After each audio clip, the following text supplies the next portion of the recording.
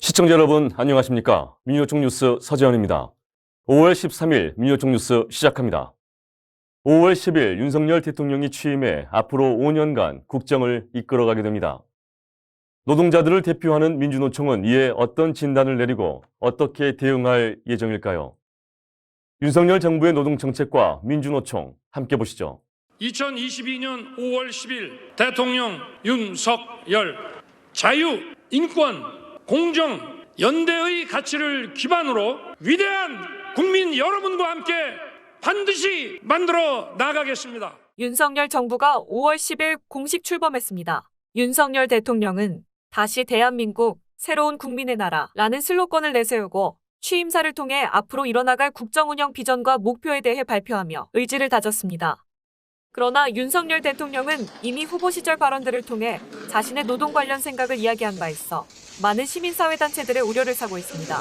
우리나라가 이 주휴수당을 시행하고 있는 나라다 보니까 사실상 이 최저임금이 정해진 것보다 훨씬 높다 하고 또 이거보다 낮은 조건 하에서도 일할 의사가 있는데 그분들도 결국은 일을 못하게 되기 때문에 중대재해처벌법 문제는 기업인들의 경영 의지를 좀 위축시키는 메시지를 주는 법이기는 합니다만은 또 많은 내용들이 대통령령에 위임이 돼 있기 때문에 아주 촘촘하게 합리적으로 잘 설계를 하면은 큰 걱정이 없도록 그렇게 하고 대한민국이 기업하기 좋은 그런 나라를 만드는데 최선을 다하겠습니다. 보면 노동정책 관련해서는 좋은 얘기들이 많이 있습니다. 그렇지만 신기업 정책을 가리기 위한 사탕발림에 불과한 겁니다. 정부가 기업을 규제하거나 또는 일자리를 창출하거나 이런 것들이 아니라 모든 것을 기업에 맡겨두고 기업의 규제를 해제하자, 없애자라고 하는 것이 윤석열 정부 노동정책 방향의 핵심적인 내용입니다.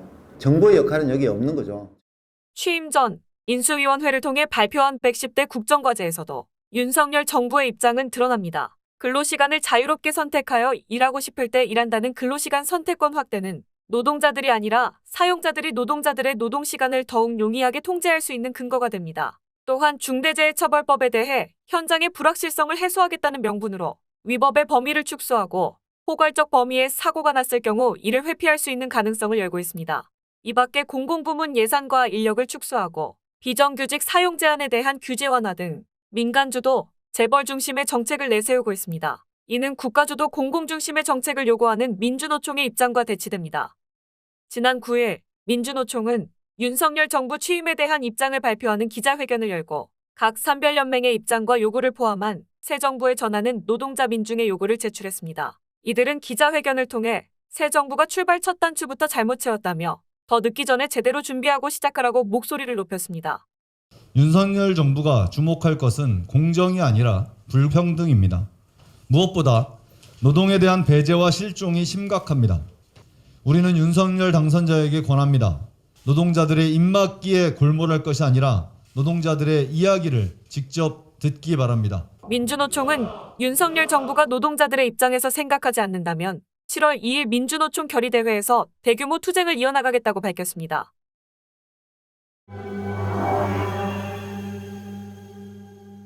이번 주 민주노총 소식입니다.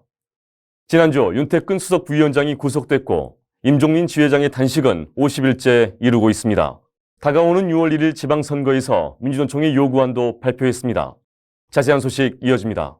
작년 10월 20일 총파업 대회를 주도한 혐의로 윤태근 수석 부위원장이 구속되었습니다. 도주와 증거인멸의 우려가 있다는 것이 이유입니다. 하지만 윤 수석 부위원장은 그동안 경찰과 검찰의 출석 요구에 성실히 응했습니다. 이에 민주노총은 9일 저녁 종로경찰서 앞에서 규탄 대회를 열었습니다. 윤태근 수석에 대한 구속은 문재인 정부의 이 노동 탄압, 윤석열 정부의 반노동에 검찰과 사법부가 무한해동 굴복한 합작품이라고 우리는 규정을 내립니다. 문재인 정부 하에서 민주노총의 위원장과 수석 부위원장이 모두 구속되는 경우는 최초로 있는 일이며 문재인 정부 하에 모든 민주노총 위원장은 구속되었습니다.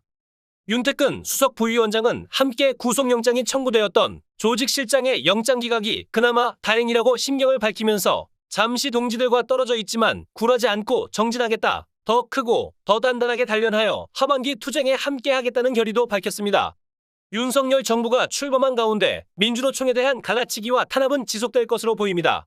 민주노총은 불평등 양극화 극복과 대전환의 시대를 주도하는 투쟁에 집중할 계획입니다.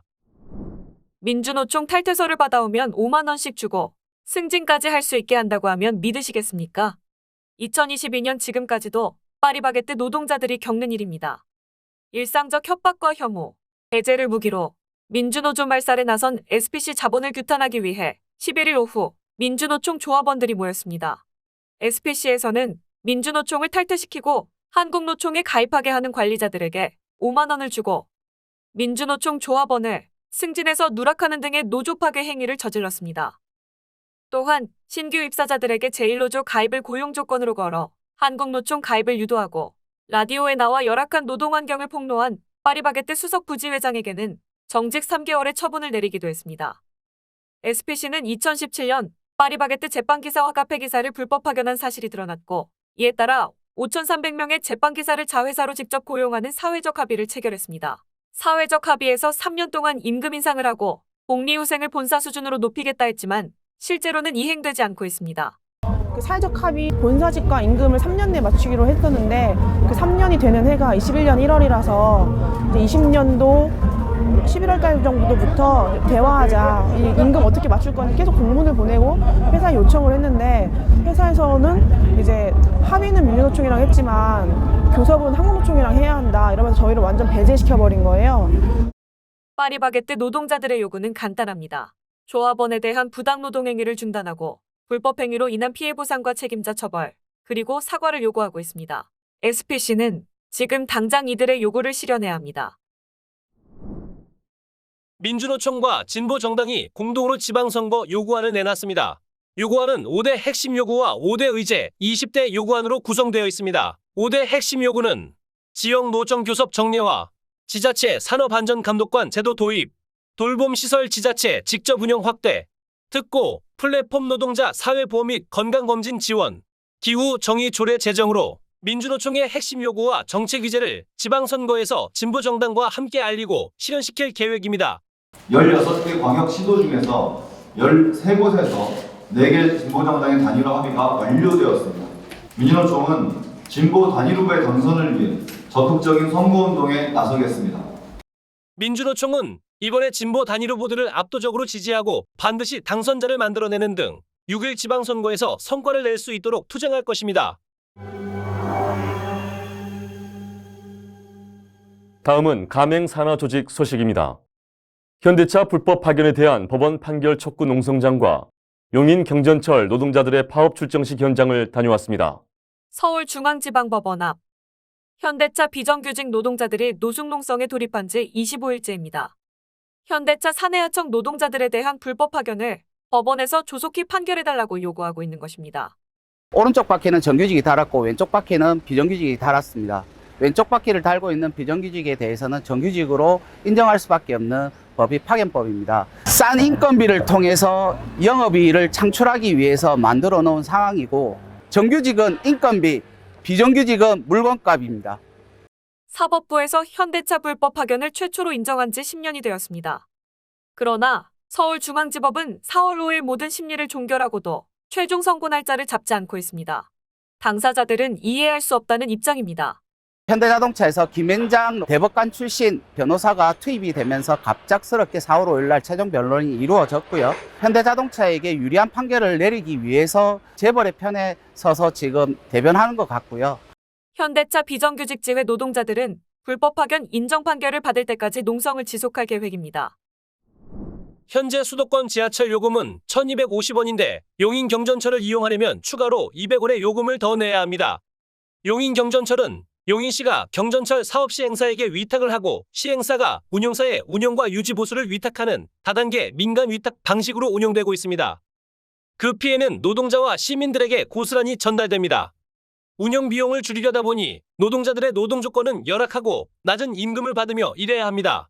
시민들도 이로 인해 부실 운영되는 경전철을 타며 추가 비용까지 내야 합니다. 전철을 탈 때마다 비싼 요금, 민영화의 문제 아니었습니까?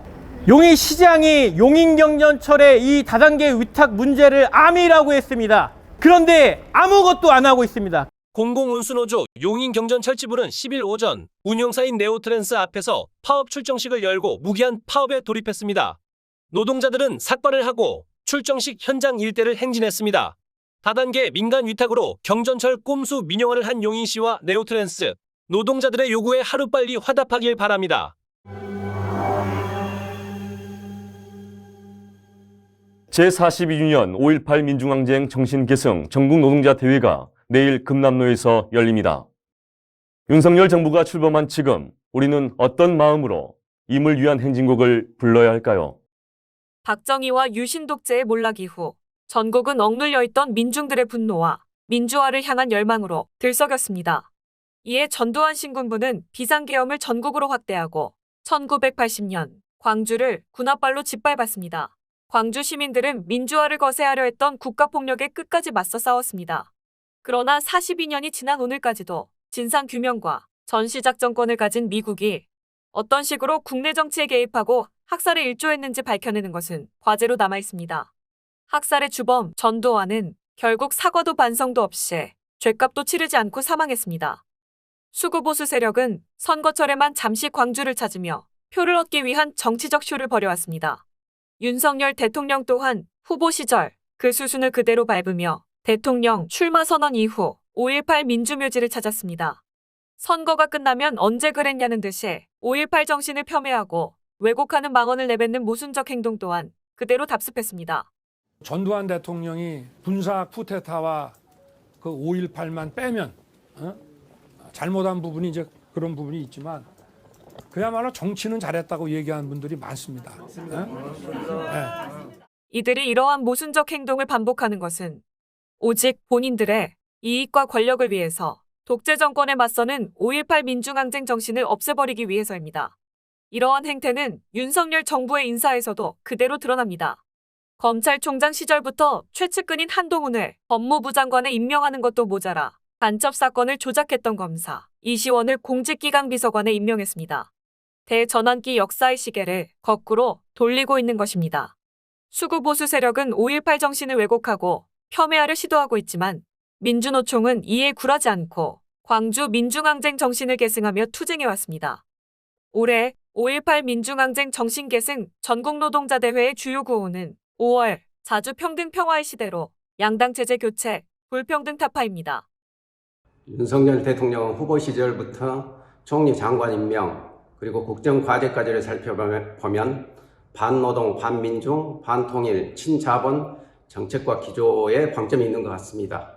그래서 제42주년 5.18 민중항쟁 정신계승 전국 노동자대회는 대동세상 5월 정신을 계승하고 투쟁하겠다는 결의를 모아 5월 자주평등 평화의 시대로 불평등 타파, 양당체제 해체를 주요 구호로 결정했습니다. 독재 정권과 총칼에 맞섰던 광주 민중항쟁 정신은 살아서 계속 이어지고 있습니다. 87년 6월 항쟁, 2016년 민중총궐기, 그리고 오늘날의 투쟁 현장에서도 마찬가지입니다. 민주노총은 역사를 거스르려는 권력에 맞서 노동자 민중이 주인되는 세상을 위해 계속 투쟁할 것입니다. 5.18은 지나간 과거가 아니라 현재도 진행 중입니다. 윤석열 대통령이 말하는 인권과 공정은 무엇일까요?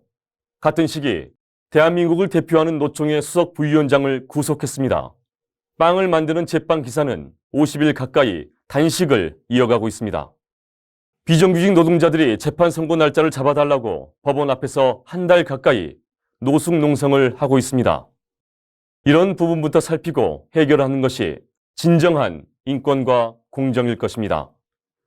새롭게 시작하는 대통령이 초장부터 막장이다라는 얘기를 더 이상 듣지 않기를 진심으로 바랍니다. 5월 13일 민주노총 뉴스 마치겠습니다. 시청해주신 여러분 고맙습니다.